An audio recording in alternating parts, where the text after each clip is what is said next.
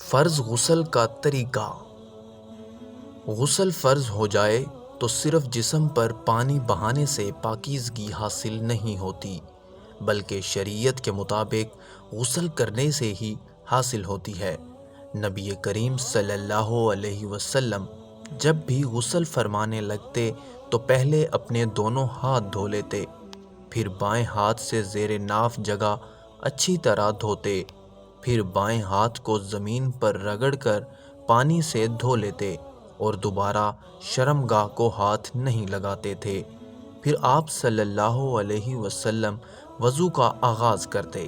دونوں ہاتھ دھوتے، کلی کرتے، ناک میں پانی چڑھا کر صاف کرتے، چہرہ دھوتے، دونوں ہاتھ کوہنیوں سمیت دھو لیتے، پھر اپنے ہاتھوں کا چلو بنا کر سر پر 3 بار پانی ڈالتے اور بالوں کی جڑوں تک پانی پہنچاتے، پھر سارے بدن پر پانی بہا لیتے، آخر میں پاؤں دھو کر غسل ختم کرتے۔ کبھی آپ صلی اللہ علیہ وسلم جسم پر پانی بہانے سے پہلے وضو کرتے ہوئے اسے مکمل کر لیتے تھے۔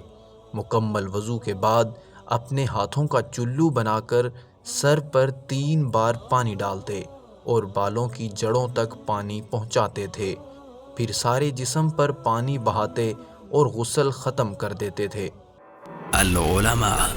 علماء و عوام میں حائل خلیج دور کرنے کی ایک منفرد کاوش